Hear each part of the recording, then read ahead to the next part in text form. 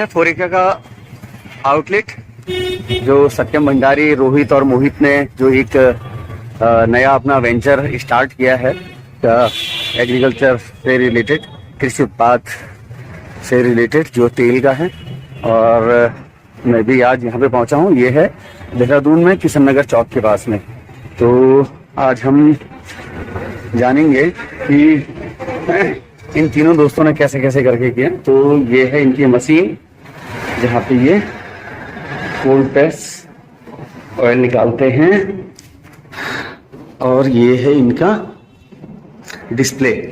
और अब हम बात करेंगे सत्यम से। तो नमस्कार, आज मेरे साथ हैं सत्यम भंडारी, और ये एक युवा उद्यमी है। तो और वो भी कृषि आधारित जो उद्यम है इन्होंने शुरू किया है। तो सबसे पहले तो जानते हैं सत्यम के बारे में। सत्यम, बताइए अपने बारे में। तो अगर बात करें कि मैंने स्कूलिंग कहाँ से करी, तो अगस्त्यमुनि एक छोटा कस्बा है केदारनाथ के पास में। तो 12वीं तक की पढ़ाई मैंने वहीं से करी। और जैसे हम सबके गांव में बताया जाता है कि IIT IIM एक अगली सीढ़ी है, या नीट का एग्जाम अगली सीढ़ी है।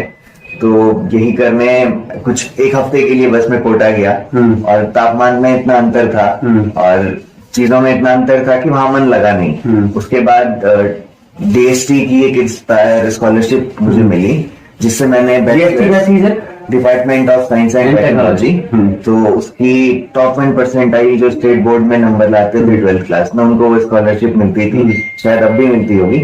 तो वो स्कॉलरशिप मुझे मिली, और 3 साल बैचलर्स इन साइंस मैंने फिर देहरादून DBS कॉलेज से किया। तो वहां पे थोड़ा सा पॉलिटिक्स, एक्टिविज्म और ये सारी चीजों से मेरा एक्सपोजर भी हुआ। मैं अलग अलग समूहों से मिला। केदारनाथ आपदा जब आई, तो उस समय मैं स्कूल में ही था। तो NSS में होने के कारण हमने थोड़ा वॉलंटियर किया, और मुझे समझ आया कि ये कुछ ऐसा काम है जहां से मैं ज्यादा अलाइंड होता हूँ। मतलब अपनी रुचि का काम है। तो उस समय समझ नहीं थी, क्योंकि अलग अलग डोमेन में आप काम कर रहे थे। हेल्थ में भी कर रहे थे, कभी एजुकेशन में भी कर रहे थे। लेकिन वो समय के साथ धीरे धीरे उस रुचि को और अच्छे समझते हुए वो समझ आया कि किस राह पे जाना है। तो फिर कॉलेज करने के बाद एक गांधी फेलोशिप होती है, जिसमें मैं भोपाल के पास में विदिशा एक जिला है मध्य प्रदेश में। तो वहां पे नीति आयोग का एक कार्यक्रम था, जिसमें वो कुछ पिछड़े जिले जो भारत में हैं, जो शिक्षा, स्वास्थ्य, एग्रीकल्चर, इन मल्टीपल चीजों में पिछड़े हैं, तो उनका नंबर अच्छा करने के लिए, वहां पे शिक्षा की सुविधा अच्छी करने के लिए, स्वास्थ्य की सुविधा अच्छी करने के लिए एक प्रोग्राम था, जिसका नाम था एस्पिरेशनल डिस्ट्रिक्ट ट्रांसफॉर्मेशन प्रोग्राम।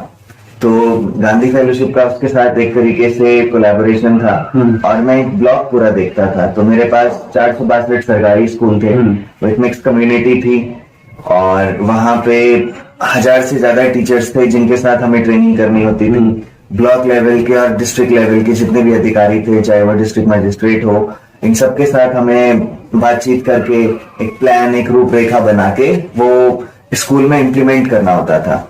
तो बेसिक थॉट ये था कि जो भी स्कूल में टीचर है, वो एक स्पेसिफिक सब्जेक्ट की पढ़ाई करके आया है। मान लीजिए कि MSc केमिस्ट्री करके आया है, और आज वो हेडमास्टर बन गया है। लेकिन अब हेडमास्टर बनने का रोल अलग है, और केमिस्ट्री का नॉलेज होना, दोनों अलग रोल है। तो हमारी सोच ये थी कि जो एक हेडमास्टर है, उसको हम एज अ CEO देखें, कि उसको स्कूल के लीगल काम भी देखने हैं, उसको स्कूल में हारमोनी भी देखनी है, उसको बच्चों की पढ़ाई भी इम्प्रूव करनी है। तो वो एक पूरे तरीके से लीडरशिप रोल हो जाता है। तो पूरे कल्चर को, पूरे स्कूल को हम वाइब्रेंट कैसे बनाए, तो मेजरली इस थॉट पे हम काम करते थे। तो स्कूल की हर एक प्रोसेस इम्प्रूव करना, और वहीं से फिर ये लाइवलीहुड समझ आया कि सबसे जरूरी क्या है। वो आज भी काफी बड़ा मुद्दा है कि शिक्षा जरूरी है, स्वास्थ्य जरूरी है, या रोजगार जरूरी है। तो मुझे समझ आया कि मैं तो रोजगार पे काम करना चाहूंगा शिक्षा में करने के बाद। तो वो अलग किस्सा है कि वहां तक कैसे पहुंचे। तो उस फेलोशिप, वो 2 साल की जो फेलोशिप थी, तो उसमें आपको 1 महीने एक गांव में रहना होता था। वो एक अनजान गांव भी हो सकता था, लेकिन आपके पास 1 भी रुपए नहीं थे। तो आप चाहे उस गांव में सब्जी बेचो, चाहे हल लगाओ, चाहे कुछ काम करो, आपको एक परिवार भी ढूंढना था जो आपको जगह दे रहने की। तो मैं ऐसे ही एक परिवार के साथ गया। उन्होंने शुरू में कास्ट का भेदभाव और ये सब, तो उनको नहीं समझ आया। भले ही आप किसी भी कास्ट के हो, तो जब तक वो विश्वास नहीं बना, क्योंकि मैं बाहर से भी था, तो उन्होंने एक हफ्ते तो मुझे बरामदे में सुलाया। अच्छा। फिर उन्होंने बाहर से मुझे अंदर एंट्री दी। तो सुबह और रात को, सुबह कड़ी बन जाती थी और आटा गुन जाता था, और वही रात को हम खाते थे। तो दोनों टाइम वही था। पानी की वहां पे कमी थी, तो नहाने के लिए एक हफ्ते में एक बार आप नहा लो, वो भी आधी बाल्टी पानी आपको मिलेगा। तो ऐसे दिन थे। फिर एक दिन हम जब उनसे घुलना मिलना हुआ, उनको समझ आया कि अच्छा इंसान है, हमारे लिए कुछ अच्छा सोच रहा है। गांव में और भी प्रोजेक्ट कुछ हम कर रहे थे, तो हम ऐसे ही बैठे थे, तो उन्होंने कहा कि एक हवाई जहाज ऊपर से जा रहा था। तो उनसे बात हुई, तो मैंने पूछा कि आपने कभी सोचा है आप कब बैठोगे? तो उन्होंने कहा कि इस जन्म में तो नहीं बैठ पाएंगे। अच्छा। तो फिर वो चीज कुछ ऐसी थी जिसने मेरे को थोड़ा भावनात्मक भी किया, और मुझे लगा कि ऐसे बहुत सारे लोग हैं जिनके ऐसे बहुत सारे सपने हैं, और उन्होंने सपना देखना भी बंद कर दिया है, और ना वो अपने बच्चों के लिए सपने देखते हैं। क्योंकि जिस परिवार के साथ मैं था, मुझे समझ आया कि शिक्षक तो कहता है कि पेरेंट्स अवेयर नहीं है, वो अपने बच्चों को स्कूल नहीं भेज रहे हैं। पेरेंट्स अवेयर हैं, लेकिन उनकी मजबूरी है कि उनको कल का खाना भी चाहिए, और स्वास्थ्य कभी खराब हो जाए तो एक हफ्ते तक की सेविंग्स भी चाहिए। तो वो 3 बच्चे थे, एक 10 साल का था, वो स्कूल नहीं जाता था क्योंकि उसके घर वालों को लगता है कि स्कूल ये 18 साल जाएगा, अच्छा। तब जाके नौकरी लगेगी, वो भी लगेगी या नहीं लगेगी, बहुत लंबी एक क्या कहते हैं प्रक्रिया है। वहीं जो दूसरा उसका छोटा भाई 7 साल का था, वो अपनी 3 साल की छोटी बहन का ध्यान घर पे रख रहा था, वो भी स्कूल नहीं जा पा रहा था क्योंकि माँ बाप और वो बेटा तीनों खेत पे गए थे। 7 साल का बेटा घर पे खाना बना रहा था, छोटी बहन का ध्यान रख रहा था। तो इस तरीके से मुझे लगा कि अगर इन लोगों के पास पैसे होते तो आज ये बच्चे घर पे नहीं होते, ये स्कूल में जाते, और स्कूल में अगर जाते, विद्यालय में अगर जाते, वहां पे कुछ ज्ञान अर्जित करते, चीजें समझते, तो आई थिंक पूरी फैमिली जो उनकी जनरेशन है वही चेंज हो जाती। तो वहां से समझ आया कि जो आजीविका है वो ज्यादा आजीविका के बाद जो है आगे की बात की जाए। ये तो रही यहाँ तक की जर्नी कि आजीविका वाले फील्ड में क्यों। तो सवाल दूसरा ये आता है कि आजीविका में बहुत सारी चीजें हैं, तो उसमें कृषि ही क्यों, कृषि आधारित ही क्यों? आजीविका में टेक्निकल भी हो सकता था, आजीविका में कुछ बिजनेस और कुछ भी हो सकता था, तो एग्रीकल्चर वाला पार्ट ही क्यों चुना? देखिए, ऐसा है कि मुझे ये लगता है जितना हम जानते हैं, जितना हम समझते हैं, उसी में से हम कुछ अपने लिए ढूंढ लेते हैं। तो मैं बड़ी अर्ली स्टेज में था, आई थिंक लगभग 22-23 साल, जब मैं फेलोशिप कर रहा था। तो अब समस्या तो मुझे समझ आई कि आजीविका एक समस्या है, और अगर इसका निवारण हो जाए तो शिक्षा और स्वास्थ्य ऑटोमेटिकली एक फैमिली प्रॉस्पेरियस हो जाएगी जो गांव में रहती है। तो प्रॉब्लम्स तो थी, अब मैं सॉल्यूशन फिर ढूंढना शुरू किया। तो पहला सॉल्यूशन जो मुझे मिला वो मिली एक महिला, गीता देवी। तो वो करीबन 32, ये कहाँ की बात है? ये मध्य प्रदेश की बात है। हाँ। तो ये पहले साल में जब ये प्रोसेस हुई, तो उसके बाद दिमाग शिक्षा से हटके रोजगार की तरफ अलग अलग चीजों के बारे में सोचने लगा। और आप उत्तराखंड से भी बाहर थे, तो घर का भी कुछ थॉट था, तो आप घर से भी बाहर थे, तो एक विचार ये भी था कि वहां भी कुछ किया जा सकता है, क्योंकि वो ये हमारे लिए कुशन स्पेस था, सेफ स्पेस है हमेशा से। तो जब हम यहाँ थे, गीता देवी से मुलाकात हुई, उन्होंने बताया कि चाय पीना 28 साल की उम्र तक उनके लिए एक बहुत बड़ा सपना था। उनके पास बकरियां थी, बकरियों का दूध था, लेकिन चीनी और चाय पत्ती लाने के पैसे कभी नहीं थे। अच्छा। तो फिर वो महिला ये बात कहते हुए एक ऐसे बड़ी सी बॉस वाली जो सीट होती है वहां बैठी थी, और मध्य प्रदेश का पहला फार्मर प्रोड्यूसर ऑर्गेनाइजेशन की वो डायरेक्टर थी। अच्छा। तो उसके पास मोर देन 20 एम्प्लॉइज हैं। अच्छा। वहां पे। तो मेरे लिए वही, मतलब ये प्रेरणा थी। आंख में आंसू नहीं थे, लेकिन वो प्रेरणा के आंसू थे, वो खुशी के आंसू थे। तो वो एक मोमेंट था कि ऐसा कुछ किया जा सकता है। अच्छा। तो फिर उसके बाद और रिसर्च चालू करी, फिर समझ आया कि जो नॉन गवर्नमेंट जो एनजीओज हैं वो सप्लाई चेन में, स्किल में काफी अच्छा काम कर रहे हैं, लेकिन अल्टीमेट जो बात है वो पैसे की है। वो आएगा कहाँ से? और एनजीओ का कभी की रिस्पॉन्सिबिलिटी एरिया मार्केटिंग रहा नहीं। हाँ, प्रोडक्शन पे ज्यादा, बैकएंड का जो काम है उस पे ज्यादा रहा है। वो चाहे मोटिवेशन का रहा, चाहे लोगों को कुछ फैसिलिटीज देने का रहा, या सरकार स्किल बिल्डिंग का रहा, उनकी सरकार की योजनाओं की जानकारी देने का रहा, हाँ, उस तरह का रहा। राइट। या क्या कहते हैं, एक समूह बनाने का रहा। तो वो सारी चीजें उन्होंने करी, बट जब मार्केटिंग की बात आती है तो फिर मुझे लगता है कि ना कोई जो डोनर है वो उनको पैसे देना चाहता है वहां पे कि आप बस मार्केटिंग ही करो, बहुत कम एनजीओ ऐसे होंगे। तो ये काफी बड़ा गैप भी मुझे समझ आया पूरे इकोसिस्टम में। तो एक छोटी घटना तो ये साथ में हो रही थी, लेकिन आप जिस स्केल पे काम कर रहे थे उन ज्यादा स्कूल्स के साथ जो आपका एक्सपोजर हो रहा था, तो एक बड़ा डायनामिक भी समझ में आ रहा था कि चीजें कैसे ऑपरेट हो रही हैं। तो मुझे लगा यहाँ एक स्पेस है, क्योंकि डेवलपमेंट सेक्टर में मैं ऑलरेडी काम कर रहा हूँ, सोशल सेक्टर में। तो मैं इस नेटवर्क का यूटिलाइज करके इस पूरी चेन को कंप्लीट करके पैरेलल अलग से काम न करके सब साथ में जोड़ के कुछ चीज कर सकते हैं। तो ये तो रही प्लेन और तराई वाली जो बात है, वो बात रही। अब हम अगर इसको उत्तराखंड के संदर्भ में देखिए, अभी जैसे आपने कहा कि जो एनजीओज हैं, एनजीओज ने जो बैक एंड पे काम किया, वो प्रोडक्शन पे काम किया, वो स्किल डेवलपमेंट पे काम किया, या सरकारी योजनाओं से जोड़ने पे काम किया, लेकिन मार्केटिंग पे शायद इतना काम नहीं किया, या मार्केटिंग को इतना सक्सेस नहीं मिल पाई। तो अगर उत्तराखंड के संदर्भ में देखिए, क्योंकि हम लोग सब लगभग एक पृष्ठभूमि के आते हैं, और हमारी जो अपब्रिंगिंग है या हमारी जो ग्रूमिंग है वो बिजनेस वाली नहीं रहती है, क्योंकि हम लोग बिजनेस कम्युनिटी से जुड़े हुए नहीं हैं, तो बिजनेस का हमारे दिमाग में कभी इतना आता नहीं है।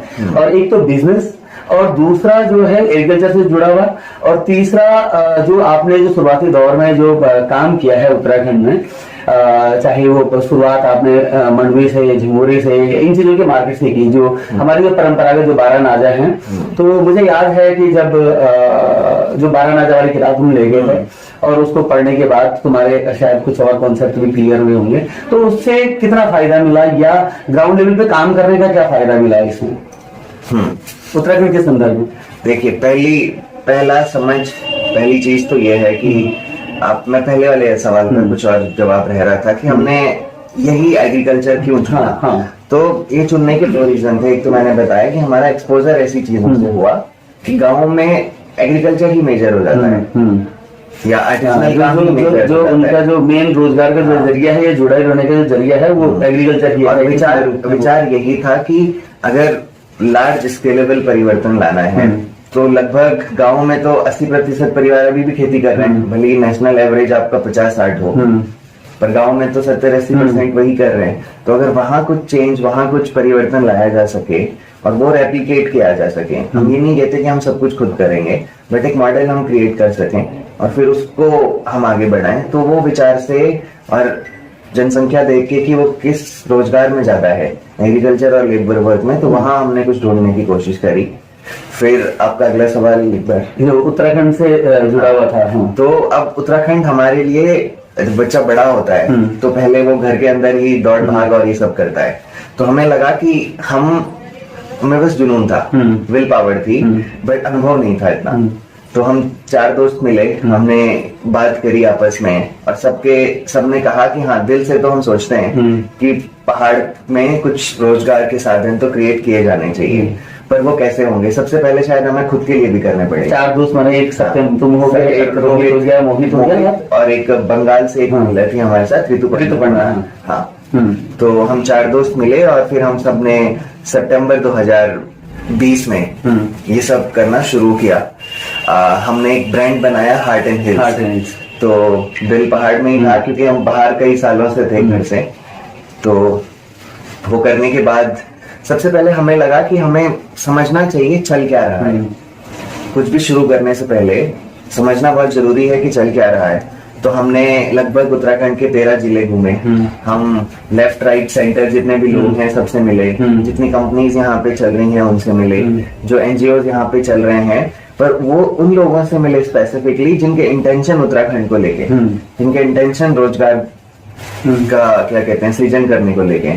तो उन लोगों से मिले और बहुत सारे विचार हमारे दिमाग में आए, लेकिन उन्होंने कंफ्यूजन नहीं, हमें क्लैरिटी दी कि आगे का रास्ता क्या हो सकता है। तो पहले हमने खुद से डायरेक्टली 10 किलो राजमा लेके वो सेल करने की कोशिश करी। हम घाट गए, नंदानगर, मतलब घाट के ऊपर गए, रामणी थे जहाँ गाँव में सड़क और ये सब बड़ा मुश्किल था जाना। तो वहां हम गए, वहां हमने लोगों को समझाया। तो फिर वो विलेज ट्रेडर और वो बीच की पूरी चेन हमने हटाई। हमने मतलब जब हम आए थे तो कोदा 6 रुपए किलो बिकता था। हमने 2 साल जब यहाँ पे कॉन्टिन्यूस काम किया तो कोदा 28 से 30 रुपए किलो हो गया। क्योंकि 1-2 रीजन हैं। एक तो है कि हमें लगता है कि कोदा बस उत्तराखंड में होता है, भले ही कोदा उत्तराखंड में होता है, लेकिन दिल्ली में आज भी अगर आप जाओगे तो जो होलसेल मार्केट है वहाँ पे साउथ का कोदा है। हाँ, जिसको रागी कहते हैं, रागी कहते हैं। तो साउथ का काफी बड़ी मात्रा में मिलता है, काफी बड़ी मात्रा में मिलता है। तो वही अब क्वालिटी कंट्रोल एक एस्पेक्ट है जहाँ पे, क्योंकि हम लोग कोदे को निकालने के बाद उसको काला करते हैं, थोड़ा पानी डाल के फिर धूप में सुखाते हैं। हाँ, छिजाते हैं बोलते हैं उसको, छिजाते हैं अंधेरे कमरे में अंदर रख करके, मिट्टी वाले घर में अंदर रख करके छिजाते हैं। तो बट वो कम्युनिकेशन एंड कस्टमर तक नहीं है, क्योंकि उसने हमेशा लाल कोदा देखा है जो साउथ से आता है। तो फिर वहां पे जब हम यहाँ से कोदा लेके, हमारे यहाँ जो लाल कोदा होता है उसको कुमाऊनी कोदा कहते हैं बेसिकली। यहाँ पे जो है जो काला वाला होता है उसको गढ़वाल का कोदा कहते हैं, लाल वाला जो कोदा होता है उसको कुमाऊनी कोदा। तो अब वहां तक जब हम मार्केट में गए, मैं ये बता रहा हूँ बैकएंड में ये सब हो रहा है। मार्केट में जब हम यहाँ से हमने सोचा कि नंदनगढ़ घाट से हमने इतना सारा कोदा अभी इकट्ठा कर लिया है, तो अब हम इसको जाके सेल करेंगे। और दिल्ली हमारे पास है, तो साउथ से तो ट्रांसपोर्टेशन कॉस्ट बहुत होगी, हमारे लिए ज्यादा सेल करना आसान है। पर उन्होंने कोदा देखते ही रिजेक्ट कर दिया, ये काला कहा कि ये काला है। तो अब उनको समझाना और वो सब करना बड़ा मुश्किल था। और ये एक दिन था 2020 में, और 2022 तक हम करीबन 300, 400, 500 टन कोदा झंगोरा यहाँ से साउथ भेज रहे थे। अच्छा। तो या दिल्ली के मार्केट में भेज रहे थे। तो वो एक स्केल था, लेकिन ये बिजनेस हमारे लिए सीजनल हो गया बहुत। तो अनुभव ये भी रहा कि एक तो प्राइस फ्लक्चुएशन बहुत ज्यादा है, कि वही राजमा मुंशियारी की 200 रुपए 180 रुपए किलो से शुरू होती है और जनवरी तक आते आते वो 400 भी चली जाती है। तो अगर आप एक एंड कंज्यूमर हैं जिसको लास्ट में खरीदना है या जनवरी फरवरी में खरीदना है, तो आप कैसे 400 भी दोगे, 800 भी दोगे? तो वो एक बड़ा चैलेंज है कि वो वॉल्यूम हमारे पास नहीं है कुछ स्पेसिफिक प्रोडक्ट्स का। जैसे कोदा झंगोरा एक अच्छी क्वांटिटी में हमारे पास है, तो वो पूरी रिसर्च में जब हम उत्तराखंड घूमे तो हमें यही समझ आया कि ये एक तरीका है कि कोदे झंगोरे पे आप स्केल में काम कर सकते हो, उसके वैल्यू एडेड प्रोडक्ट्स बना सकते हो। और फिर हमने उसके बाद 2 प्रोडक्ट्स चुन लिए थे। भंगजीरे में हमें काफी पोटेंशियल लगा, बट उसका उत्पादन अभी उस स्केल पे नहीं, क्योंकि हाँ भंगजीरे का जो उत्पादन है वो वीड के रूप में होता है बेसिकली, क्योंकि वो वीड है, उसका कल्टीवेशन नहीं होता है। कल्टीवेशन मतलब उसका इस तरह से उत्पादन नहीं होता है कि हम खेत में बो करके इसको करें, कहीं किनारे पे हो गया, कहीं इधर उधर हो गया, तो उसका मिथ भी है शायद कि भंगजीरे से खेत बंजर हो जाते हैं। ये कुछ लोगों का ही मिथ है, बट जब हमने विनोद भट्ट जी जैसे लोगों से कंफर्म किया तो वो लोग भी इस पे काम कर रहे थे। तो उनका कहना था कि खेत बंजर नहीं होते।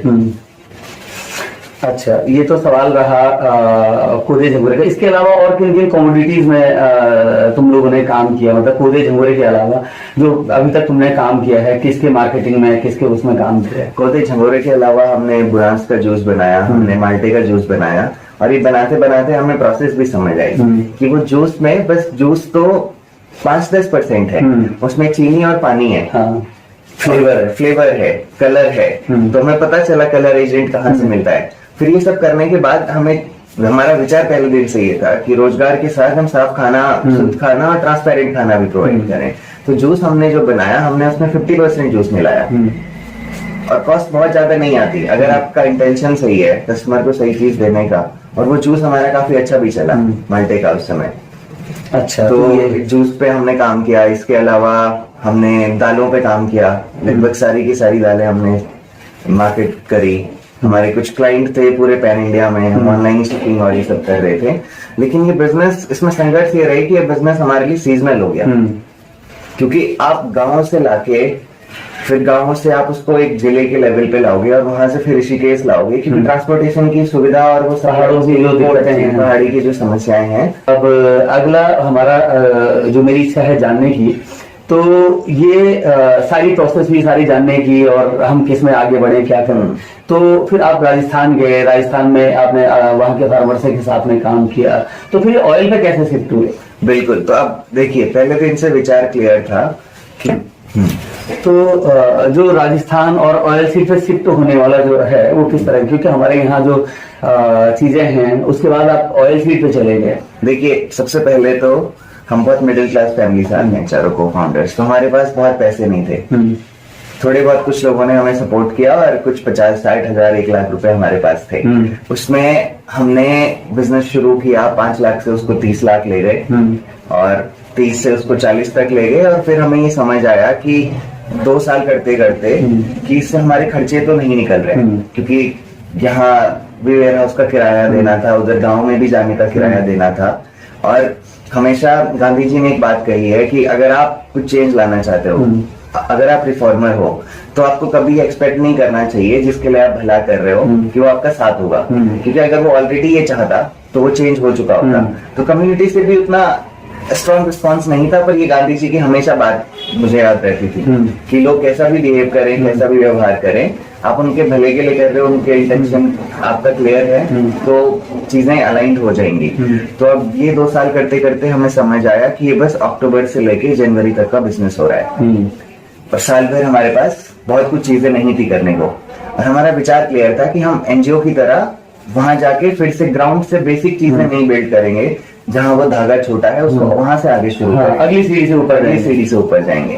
तो हमारे पास पैसे भी खत्म हो रहे थे और ये बिजनेस बहुत सीजनल हो रहा था, तो हमें लगा हमें कम्युनिटी के साथ तो काम करना है।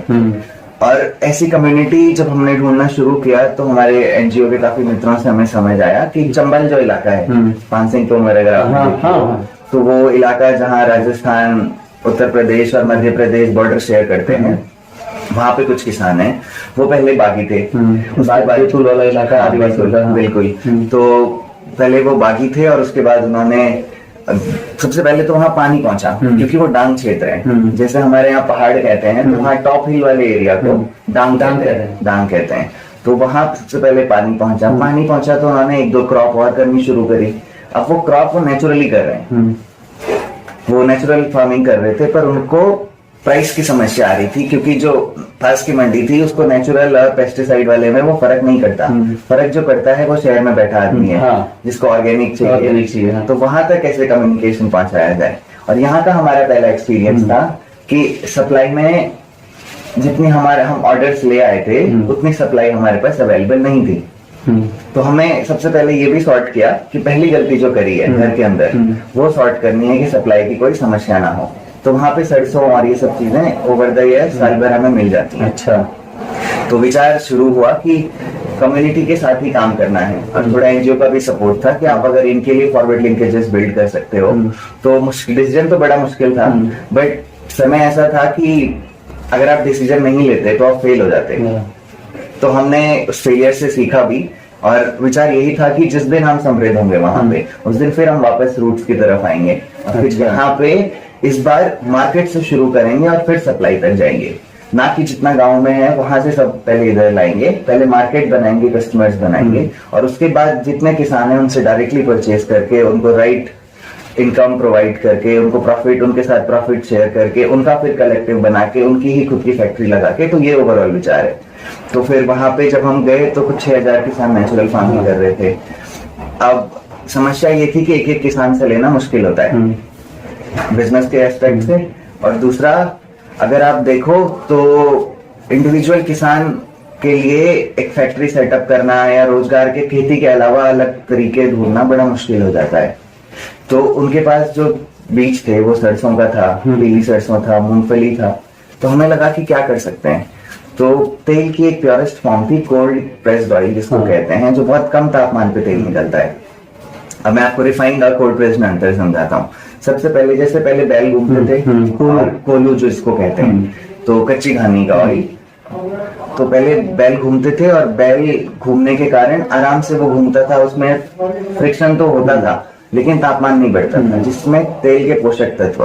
आप अभी सरप्राइज होंगे जान के कि हमारा दिमाग 60% फैट से बना है। हमेशा फैट को बुरा बोला है, लेकिन 60% फैट से बना है, और वो गुड फैट्स हैं, जैसे omega 3, omega 6, monounsaturated fat, polyunsaturated fat. लेकिन कोल्हू वाले तेल के बिना जो बाकी के तेल है, उसमें ये फैट्स बहुत कम मात्रा में होते या होते हैं, तो एक्स्ट्रा मिला करके देते हैं, उसकी मार्केटिंग के पर्सपेक्टिव से डालते हैं। राइट। अब ऐसे ही आप देखें तो सरसों का पौधा हरा होता है, तो जब आप तेल निकालो तो बीज में भी थोड़ा सा हरापन होता है, और कम तापमान में वो हरापन, उसको क्लोरोफिल या एंटीऑक्सीडेंट्स कहते हैं। वो एंटीऑक्सीडेंट्स गर्म तापमान पे तेल निकालोगे तो खत्म हो जाता है, और वो एंटीऑक्सीडेंट्स आपके हेल्थ के लिए बहुत अच्छे हैं। आप जब डॉक्टर आपको कहते हैं फ्रूट्स खाओ, तो उसमें विटामिन और एंटीऑक्सीडेंट्स। राइट। अगर आप वेजिटेरियन हो तो अगर आप आलमंड्स या बादाम या अखरोट नहीं खाओगे तो उसके अलावा आपको ओमेगा 3 ओमेगा 6 किससे मिलेगा? नहीं। तो इसीलिए तेल पौराणिक समय से भी हमारी डाइट में है, राइट, क्योंकि इसमें रेशियो बहुत अच्छा है ओमेगा 3 ओमेगा 6 का। तो स्वाद तो एक चीज है, पर फूड साइंस के हिसाब से आप तेल इसलिए भी कंज्यूम करते हो अपने दैनिक जीवन में, या हमारे पूर्वज इसलिए भी कर रहे थे क्योंकि इसके कुछ हेल्थ बेनिफिट्स भी थे।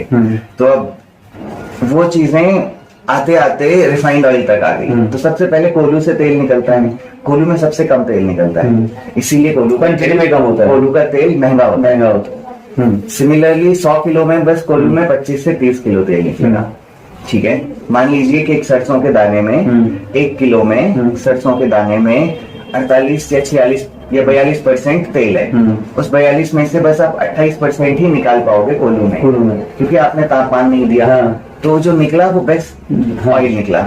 सबसे ज्यादा न्यूट्रिशनल वैल्यू पोषण जिसमें है वो उस तेल में है। उसके बाद उसको एक्सपेलर में डालते हैं, जो हमने बचपन में आसपास की अपनी चक्कियां देखी हैं वो स्क्रू से चलती है। उसमें 100 में से 38 से 40 किलो तेल निकल जाता है, तो वो 12-14 किलो और निकल जाता है। तो वो दोनों तेल मिला के बेसिकली अभी इंडस्ट्री काम करती है। तो जिसको वो मार्केट में कच्ची घानी कहती है।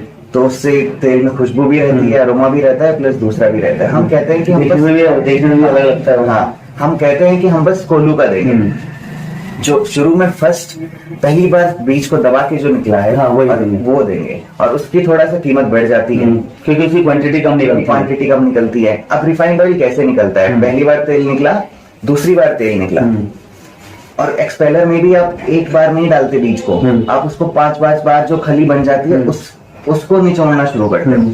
अब वो निचोड़ने के बाद बेसिकली गाय भैंस को खाती हैं खली। अब क्या है कि गाय भैंस अगर खली नहीं खा रही हैं तो बहुत सारे कंपनी वाले रिफाइंड ऑयल कैसे बनता है मैं प्रोसेस आपको समझा रहा हूँ। अब ये जो खली निकल गई इसमें अभी भी तेल है, हाँ, अभी भी है, और इससे भी अभी किसी को पैसे कमाने हैं। अच्छा। और किसी को ये तेल खाना है, तो इसको सॉल्वेंट प्लांट में ले जाते हैं और वहां पे इसका केमिकल ट्रीटमेंट होता है। तो उससे तेल का रंग भी चला जाता है पूरा, तेल की जो खुशबू है वो भी चली जाती है। तो अगर आप मार्केट में देखोगे sunflower refined oil, groundnut refined oil, जो जिन पे भी रिफाइंड ऑयल लिखा है तो रिफाइंड ऑयल तेल की वो लोवेस्ट कैटेगरी है। अच्छा। जब उसमें केमिकल डाल के एक्सट्रैक्शन करके जो तेल निकला है उस खली से, जिसको गाय भैंस खाने वाले थे, उसके बाद जो वो खली से तेल निकला है वो रिफाइंड ऑयल है, इसलिए उसमें कोई खुशबू नहीं है। अच्छा। जब आप कह रहे हो कि वो ग्राउंडनट का रिफाइंड ऑयल है तो उसमें मूंगफली की खुशबू होनी चाहिए ना, खुशबू क्यों नहीं है फिर? क्योंकि मूंगफली जो कोल्ड प्रेस है उसमें सबसे ज्यादा खुशबू होगी, क्योंकि वो एकदम दाने के सबसे करीब का वर्जन है, जो कम तापमान पे निकला है। तो इस तरीके से बट बहुत सारी कंपनी ने बहुत अच्छी मार्केटिंग करी, तो बहुत इन तेलों को अच्छा बनाया। तो ये तो एक आम जो ग्राहक है या उपभोक्ता है या खाने वाला है तो उसको तो कुछ पता ही नहीं इस सब बारे में। बिल्कुल। तो सामान्य नागरिक तक तो ये जानकारी होती नहीं। अब जो लोग अवेयर हो रहे हैं समय के साथ, तक हम बता सकते हैं, तो हम कोशिश यही करते हैं कि हमेशा तेल की मार्केटिंग पिछले 20 सालों में एकदम नेगेटिव हो गई, ठीक है, और एक तेल बाहर से आया उसकी बहुत पॉजिटिव हो गई, ठीक है, जिसको ऑलिव ऑयल या हम तो नहीं खा रहे थे ना। तो ये सब मार्केटिंग के भी तरीके हैं। हम लोग तो पहले कोल्हू और इनसे ही तेल खाते थे। कभी हमारे घर वालों को तो हार्ट अटैक और पूर्वजों को ऐसा कुछ हुआ नहीं कभी तेल खाने से। मतलब एक ही तेल जो है सारे काम करता था, सारे काम। वो आपके खाने का भी काम करता था, मालिश का भी काम करता था, बालों में लगाने का भी काम करता था, बच्चों की मालिश भी होती थी, यहाँ तक कि जानवरों को भी पिलाया जाता था और उनकी सींगों में भी लगाया जाता था। तो मतलब एक ही तेल था, एकमात्र जो जिसको कच्ची घानी कह रहे हैं आप, बिल्कुल, तो सरसों का, तो वही सारे काम जो है सब कुछ करता था। बिल्कुल। दूसरा सवाल मेरा ये है, आपने अभी एक टर्म कहा कि जो नेचुरल फार्मिंग है, तो ये नेचुरल फार्मिंग क्या है? मतलब नेचुरल फार्मिंग किस तरह से अलग है जो कन्वेंशनल फार्मिंग है या ऑर्गेनिक जो फार्मिंग है, तो ये किस तरह से अलग है? जो कन्वेंशनल फार्मिंग है वही, आजकल जो है ऑर्गेनिक का भी एक बड़ा फंडा चल रहा है कि हम जो जितने भी हमारे कृषि उत्पाद हैं ये ऑर्गेनिक हैं। तो ये ऑर्गेनिक का और ये केमिकल फ्री का या जो नेचुरल फार्मिंग है इसमें क्या अंतर है? मतलब देखिए, हमारी ऑर्गेनाइजेशन का एक बिलीव है कि एक किसान है, मान लीजिए वो ऑर्गेनिक सर्टिफाइड है, सर्टिफिकेशन जिस कंपनी ने किया वो 3 साल पहले आके चली गई। आज वो किसान क्या कर रहा है वो साल भर में आप फिर भी एनालिसिस करोगे तो 6 महीने साल भर में आपको पता चलेगा, ठीक है, उसी सर्टिफिकेट के बेसिस पे आप ऑर्गेनिक सर्टिफाइड चीजें कह रहे हो कि उसने जैविक खाद डाली, वो खाद भी उसने बाहर से खरीदी।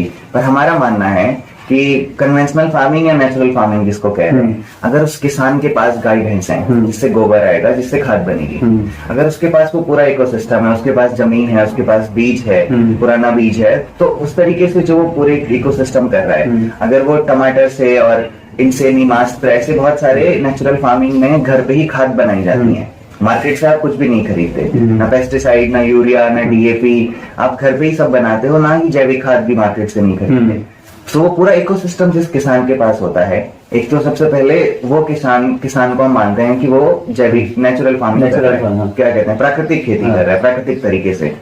उसके बाद हमको ये विश्वास नहीं होता कि प्राकृतिक खेती तो उस किसान ने बोला, बट उसने सही से खेती करी या नहीं, और अगर मान लो उसने करी भी, अगर बगल वाला खेत ठीक नहीं था, बगल वाले खेत उसने खेत या उसने कोई बीज या उसने खाद डाल दी डाल दिया या पानी की तराई मान लो उसने इंसेक्टिसाइड पेस्टिसाइड पड़ोसी ने डाल दिया और बारिश के कारण उसी खेत में आ गया, तो वो तो हवा के माध्यम से आ गया। तो आप यहाँ पे फिल्टर कैसे लगा रहे हो और हर महीने में हर एक बैच में कैसे चेक कर रहे हो, तो वो प्रोसीजर हमें लगता है वहाँ कंटामिनेशन कहते हैं इसको टेक्निकल भाषा, राइट, कंटामिनेशन को कैसे रोक रहे हो तो अलग तरीका हो गया ग्राउंड पे, बट चेक कैसे कर रहे हो हर एक बैच में, तो उसके लिए हमें लगता है कि उसके लिए लैब टेस्ट होने चाहिए। तो हम कंटिन्यूअसली हर महीने जब भी सामान लेते हैं या ऑयल बनाते हैं तो हम उसके सारे लैब टेस्ट कराते हैं।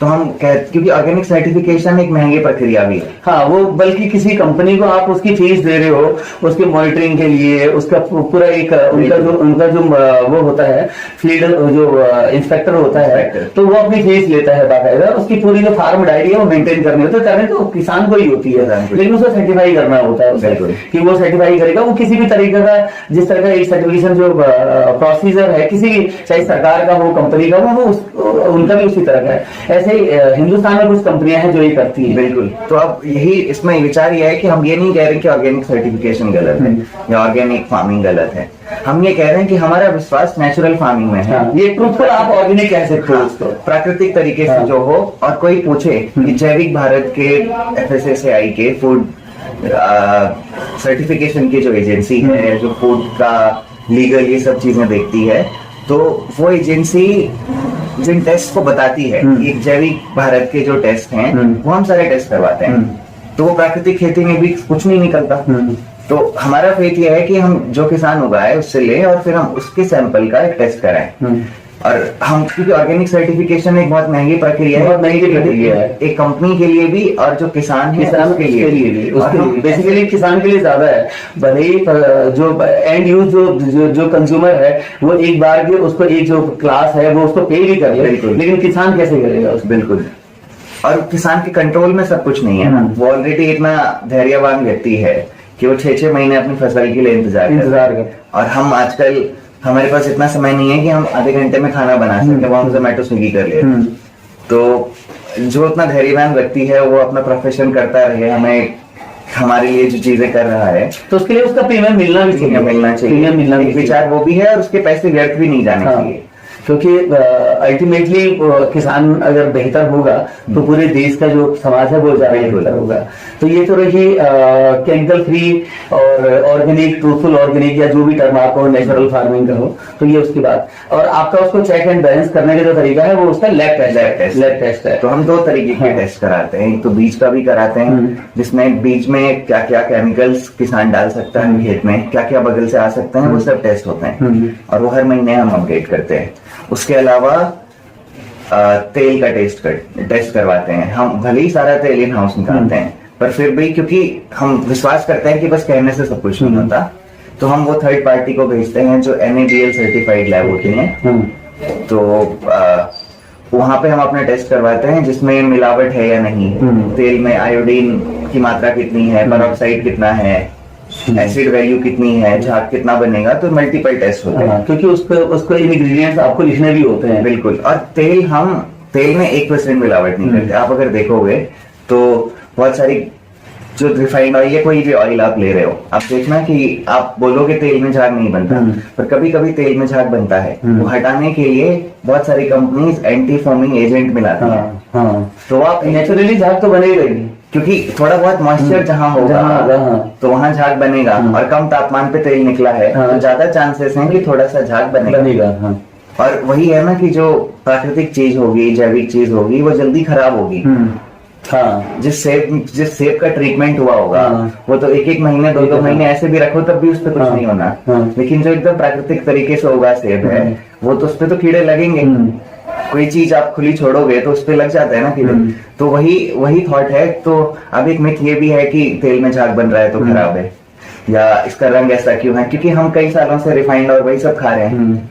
अब हमें आदत है कि गैस खोला, तेल डाला और धुआं आ गया, जीरा। अब हम में सब्र नहीं है कि वो तेल पहले गर्म ही नहीं हुआ है, वो एकदम 30 सेकंड 1 मिनट लगभग लगाएगा गर्म होने के लिए, और तब हम उसको इस्तेमाल करें। ये तो हो गई तेल की बात। अब अगली बात पे आते हैं हम। तो जो ये आउटलेट खोला है उत्तराखंड में, तो वो क्या सोच करके खोला है, उत्तराखंड में ही क्यों खोला है? देखिए, हमारा यहाँ से इमोशनल कनेक्ट है, और हमारा ये बहुत स्ट्रांग विचार है कि मैंने आपको कहा कि हमने नर्सरी LKG बिजनेस की, या इस जो सोशल इम्पैक्ट हमारी ऑर्गेनाइजेशन है जिसका मोटिव इम्पैक्ट क्रिएट करना है, यहीं से करी। कुछ कारणवश हमें वहां पे जाना पड़ा, और ये नहीं कि मजबूरी में हम वहां गए। ऑब्वियसली हमारा क्लियर फोकस तो यही है कि हम कम्युनिटी के साथ काम करें, और वहां पे रोजगार कैसे सृजित कर सकते हैं उन चीजों पे फोकस करें। तो अब कुछ अनुभव के साथ हमें लगा कि ये सही समय है उत्तराखंड वापस जाने का। यहाँ पे एक स्टोर खोल के अगर हम यहाँ पे रोजगार सृजित करना फिर से शुरू करें, मार्केट को और अच्छे से समझें, और एक स्पेस बनाएं, कस्टमर तक वो अवेयरनेस पहुंचा पाएं, और धीरे धीरे अपने कुछ और कार्य यहाँ के गाँव में फिर से शुरू करें। तो इस विचार से हम उत्तराखंड आए हैं। अच्छा, तो जैसे यहाँ पे ऑयल का किया है, आउटलेट यहाँ पे खोला है, तो क्या यहाँ पर उत्तराखंड में इतना ऑयल सीड उपलब्ध है कि उसकी हम यहाँ पे भरपाई कर सकें? देखिए, टू बी ऑनेस्ट आज के समय तो नहीं है, क्योंकि जितना ब्राडू और ये सब हम कहते हैं उसको, अपनी घरिया और ये सब तोड़िया भी कहते हैं, तो ये सब इतनी मात्रा में अवेलेबल नहीं है, क्योंकि किसान लगभग 1-2 नाली में ही ज्यादा से ज्यादा आज के टाइम वो भी अपने कंजम्पशन के लिए करता है। लेकिन इसकी बेहतर चीज ये है कि इसकी जो राई की सब्जी हम जो खाते हैं, तो सब्जी में भी इसमें एक पोटेंशियल है। इसका जो मार्केट प्राइस है वो अभी पूरे साल भर 60 से 70 रुपए किलो रहा है, जहाँ झंगोरे का हमारा लगभग 30-40 रुपए किलो रहा है, राइट। तो वो एक दूसरे तरीके से भी पोटेंशियल है कि ऐसे किसानों का एक समूह बना के पर्टिकुलर जगह पे कलेक्टिवली ये काम किया जा सकता है, और इसको स्केल पे किया जा सकता है। तो हमारे यहाँ पीली सरसों होती है, पीली सरसों का प्राइस ज्यादा है मार्केट में, और उपलब्धता कम है, इसलिए तो रेट ज्यादा होता है। इसीलिए कोई बड़े ब्रांड भी उसको नहीं करते हैं। तो जो अभी आपने एक पहली बात कही कि हम लोगों के साथ मिल करके करेंगे, कि मतलब तो ये इशारा करता है कॉर्पोरेट और जो कॉन्ट्रैक्ट फार्मिंग है उसकी तरफ का। तो ये उस तरह की फार्मिंग के साथ आप जाएंगे आगे? नहीं, मैं आपको 1-2 चीजें क्लियर कर लेता हूँ। अभी इम्पैक्ट वाली बात पे थोड़ा बात कर लेते हैं। तो जब हमने यहाँ पे कोदा झंगोरा भी किया और राजस्थान में हमने सरसों उठाना भी शुरू किया, तो हम संतुष्ट नहीं थे। हमें लगा कि मान लो अगर 6000 की कोई चीज है और आपने 10% भी उस 6000 की चीज में इंक्रीज कर दिया, तो कितना हुआ? 6600। मान लो उस किसान ने 10 क्विंटल उगाया, ठीक है, तो कितना हो जाएगा उसके पास? 66,000 रुपए। पहले वो 60,000 होते, क्या वो 6,000 में अपना साल भर निकाल लेगा? वो आउट माइग्रेट क्यों नहीं करेगा? वो कोई रीजन नहीं था। फिर मैंने आपको बताया कि हमें पैरेलली कुछ नहीं काम करना है। गवर्नमेंट का एक बहुत अच्छा कॉन्सेप्ट है farmer producer organisation, farmer producer companies, लेकिन अभी उनमें हो क्या रहा है? कल वो किसान बस खेती कर रहा था, और खेती में उससे ज्यादा नॉलेज किसी के पास भी नहीं है। बिल्कुल ठीक है, नो हाउ वो बहुत अच्छे से समझते हैं। अब गाँव में कोई व्यक्ति जो बहुत अच्छा मार्केटियर है, उसके लिए वहां रहना, सैलरी ढूंढना और वो सब काम करना बड़ा मुश्किल है। दूसरी कमी ये है पूरे इकोसिस्टम में जो चल रही है साथ में, तो वो किसान 10% इनकम से हम संतुष्ट नहीं थे। हमें लगा कुछ और करना चाहिए, तो अब हमने फार्मर प्रोड्यूसर कंपनीज बनाना शुरू किया है। तो अभी तक 2 कंपनीज के साथ हम काम कर रहे हैं। अच्छा। और मोटिव ये है कि आज वो किसान उगा रहा था, अब वो अपने 20 लोगों से जमा करेगा। तो आज वो जमा करना सीखा, उसने कागज पे लिखा 20 लोगों का इतना, फार्मर प्रोड्यूसर कंपनी के पास कुछ पैसा था क्योंकि सब किसान के शेयर उसमें थे, तो प्रॉफिट उनका आपस में बटेगा, कोई थर्ड पार्टी है। ये कोऑपरेटिव वाला मॉडल हुआ फिर तो। कोऑपरेटिव वाला मॉडल है एक तरीके से, पर अब ये स्टेप बाय स्टेप है कि एक साल बस वो एग्रीगेशन करना सीखेगा। ऐसे नहीं कि वो पहले दिन ही फिर एफपीसी बना और उसमें एक सीईओ आ गया, एक अकाउंटेंट आ गया फार्मर प्रोड्यूसर कंपनी में या कोऑपरेटिव में, और उन्होंने फिर आज इकट्ठा भी किया, बेचा भी, हिसाब भी लिखा, मार्केटिंग भी करी, सेल्स भी करी, और फिर कोई स्किल बिल्डिंग थी ही नहीं। और जो गांव का बंदा है उसमें, जो गांव के लोग हैं उनमें पोटेंशियल है।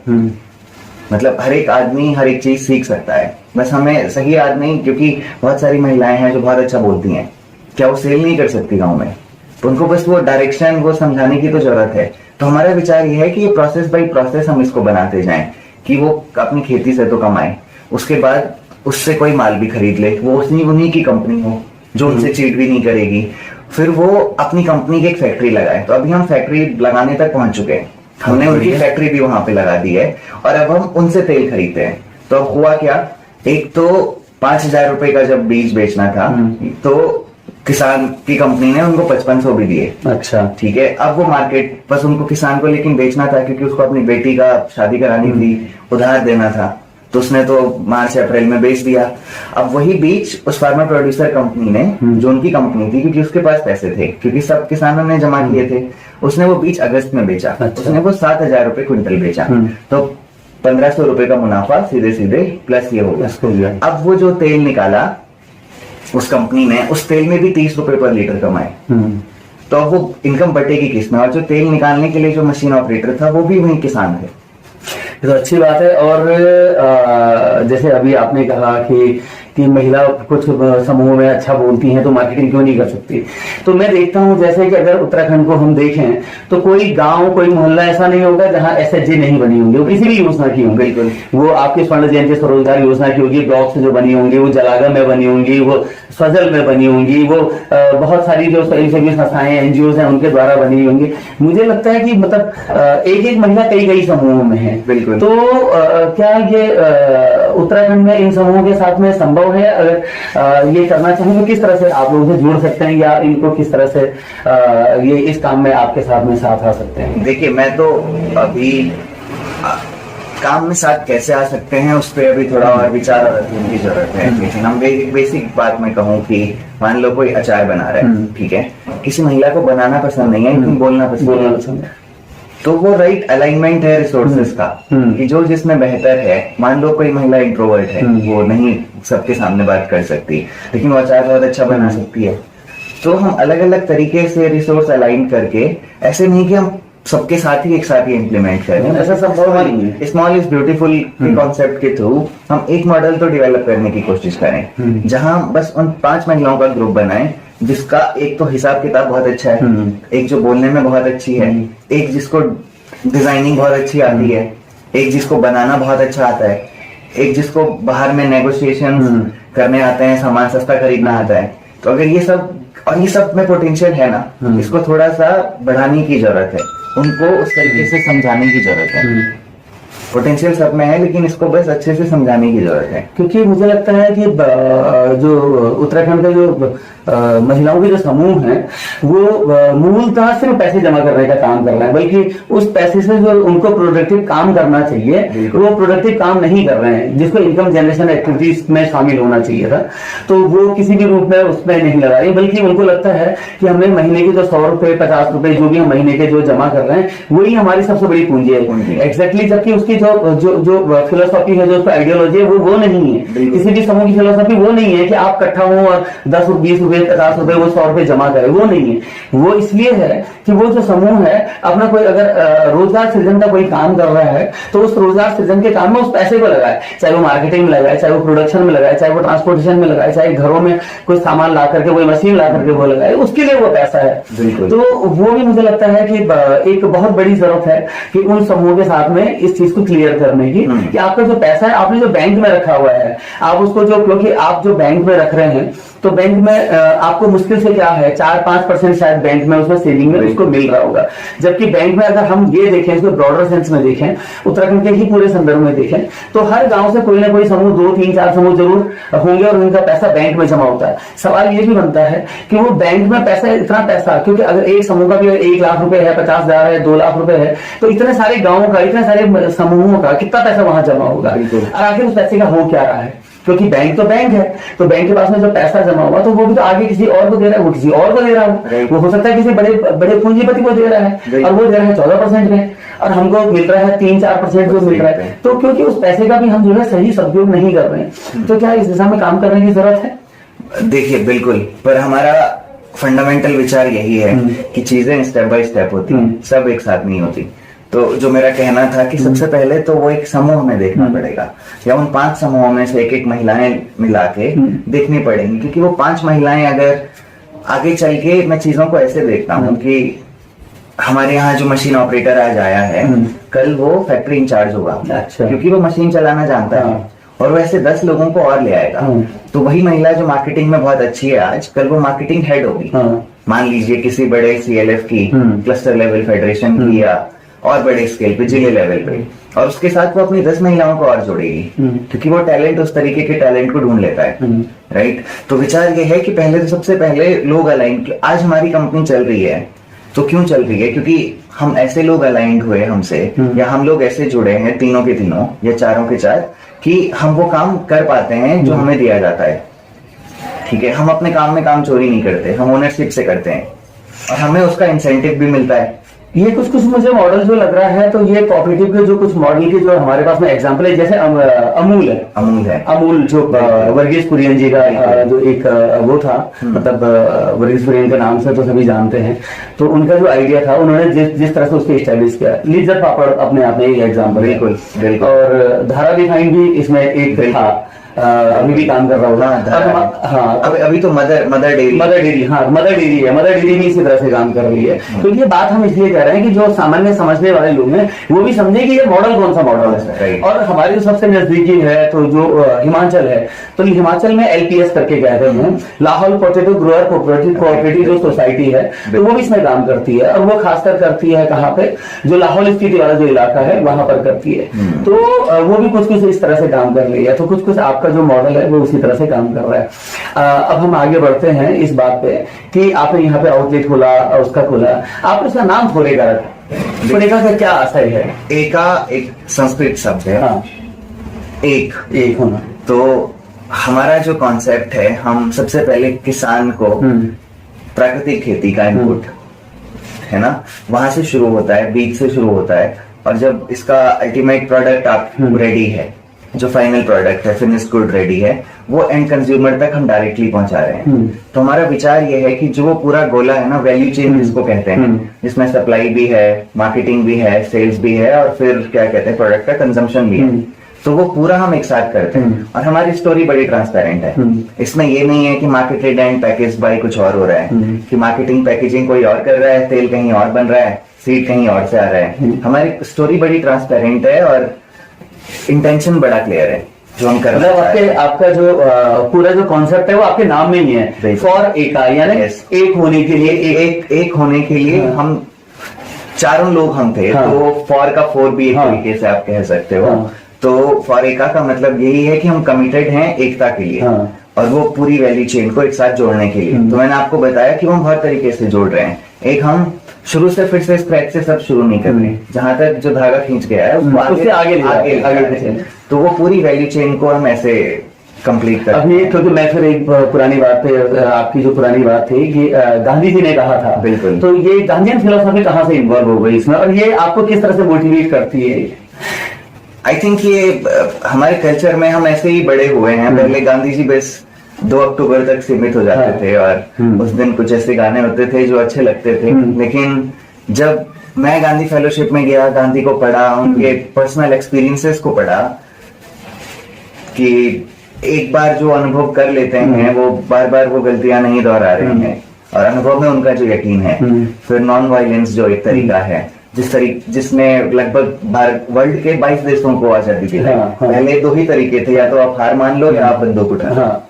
तो वो जो तीसरा तरीका इवॉल्व हुआ, और तो ये बहुत सारी चीजें हैं जो मेरे को पर्सनली बहुत प्रभावित करती हैं। उनका पॉलिटिकल जीवन से मैं उतना प्रभावित नहीं हूँ जितना मैं पर्सनल जीवन से प्रभावित हूँ, कि जिस तरीके से उन्होंने जिया चीजों को। तो मुझे लगता है कि इसका सूत्र, इसका धागा वहां से भी जुड़ता है जहां से आप गांव में जो रोजगार सृजन की जो बात कर रहे हैं, वो कहीं ना कहीं जो गांधीयन जो फिलोसॉफी है, ग्राम गणराज्य का जो कल्पना उनकी थी, उसमें उनका ग्राम स्वराज्य से लेकर के ग्राम गणराज्य की जो पूरी कल्पना थी, गाँव से की ओर चलने वाली जो बात थी और उसके रोजगार से जुड़ने, मुझे लगता है कहीं ना कहीं उसकी आत्मा से जुड़ा हुआ एक किताब में एक कथन था कि आज मैं जो कुछ कह रहा हूँ ना, भाषा भी मेरी नहीं है, मेरा कुछ है ही नहीं, क्योंकि मैं मल्टीप्लिकेशन हूँ गांधी का, मैं मल्टीप्लिकेशन हूँ न्यूटन का, आइंस्टीन का, जितने भी फिलोसोफर्स आए, जितने मैथमेटिशियंस आए, जितने लोग आए, उन सबका ही तो हम मल्टीप्लिकेशन हो रहे हैं, क्योंकि उन सबके विचारों से ही हमारे अंदर है वो जीवित। तो गांधी जी से जब बात आई तो लगभग 2018 में ऐसे मेरा इंटरेस्ट बहुत जागा, तो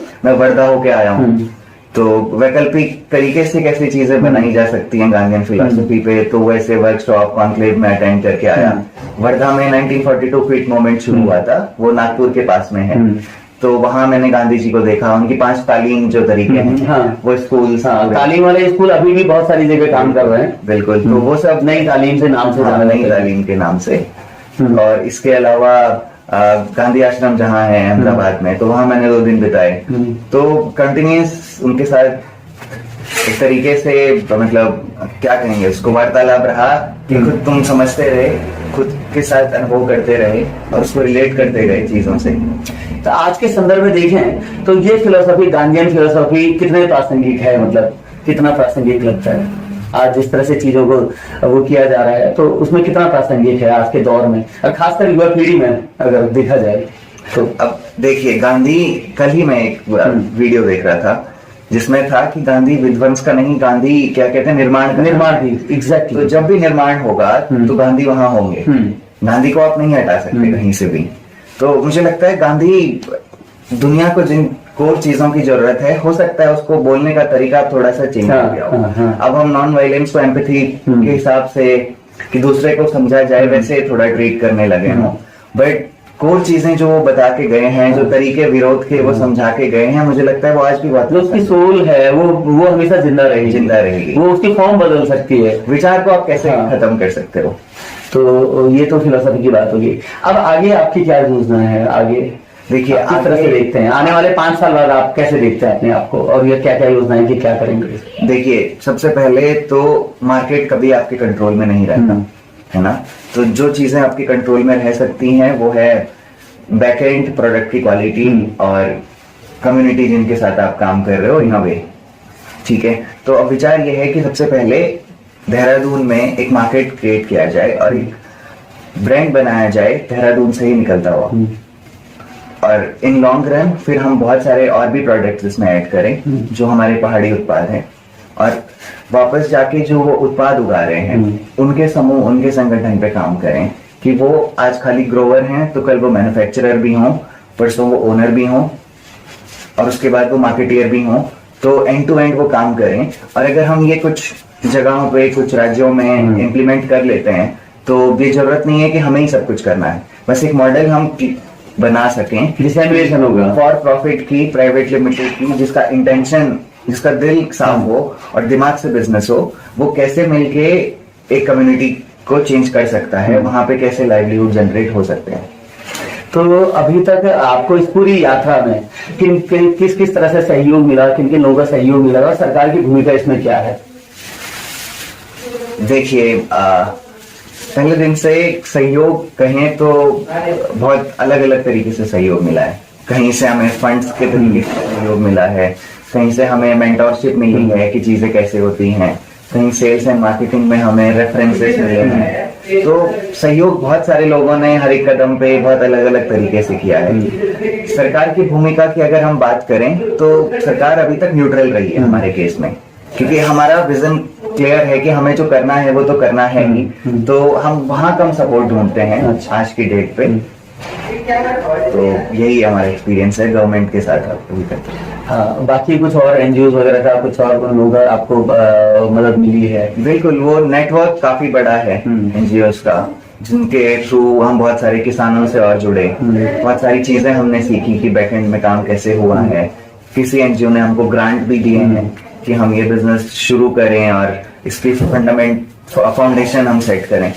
अभी जैसे मुझे पता चला है कि सुजुकी आपके साथ में आ गया। सुजुकी अपने आप में एक जापान का बड़ा नाम है, बड़ा ब्रांड है और लोगों में उसकी बड़ी विश्वसनीयता है। तो वो किस तरह से आपसे जुड़ी है और उसकी क्या भूमिका है? आप ये मान लीजिए कि फाइनेंशियली और मेंटरशिप और एकदम पूरा सुजुकी का इकोसिस्टम हमें सपोर्ट कर रहा है। जो भी हम काम कर रहे हैं उसको ग्रो करने में, क्योंकि उनका भी यही विचार है कि सुजुकी ने इंडिया ने सुजुकी को बहुत कुछ दिया है, सुजुकी इंडिया को कुछ देना चाहता है। तो वो कुछ ऐसे एंटरप्रेन्योर्स को पैन इंडिया में ढूंढ रहे हैं जहाँ पे जो कम्युनिटी के लिए कुछ सोचते हैं, कम्युनिटी के लिए कुछ करना चाहते हैं और कुछ स्केल पे ऑलरेडी कर भी रहे हैं। तो उन लोगों की उनको तलाश है। तो उनमें से उन्होंने लगभग 3000 लोगों में से हमको भारत में चुना और ऐसे हम 13 लोग टोटल थे। अरे वाह, ये तो बहुत खुशी की बात है, बहुत बधाई के पात्र हैं आप। और मैं उम्मीद करता हूं कि आप जैसे लोग जो युवा पीढ़ी के जो नए जो एंटरप्रेन्योर हैं, तो बल्कि जिसको हम आज एक नया वो कह रहे हैं कि नया स्टार्टअप जो एक नया टर्म में कह रहे हैं, तो इस तरह के आप जैसे लोग जो है प्रेरणा बनेंगे नई पीढ़ी के लिए, जो हमारे युवा लोग हैं जो काम कर रहे हैं। बस सवाल यही है कि वो कितना डेडिकेशन और कितना विजन के साथ में वो काम करते हैं। बिल्कुल। तो ये आज की बातचीत थी। आगे भी हम उम्मीद करेंगे, आगे बैठेंगे और बातचीत करेंगे। आगे जो प्रोग्रेस होगी उस पर भी हम बात करेंगे। बहुत बहुत धन्यवाद।